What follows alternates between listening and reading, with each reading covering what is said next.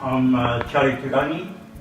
I'm at the Oahu Marae and I'm on the trustee committee, and we're pretty proud of what we do around this place, mainly because we follow the ethnic ruling, all about hygiene. I think the great example is for all the signage that we've got available, or we have available I should say, and I think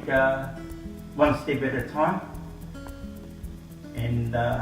up to right now for the last probably 6 months since I've been involved with it, this made a change to our marae, and we're so proud to have done that, and I think in the future that I think this will go a long way.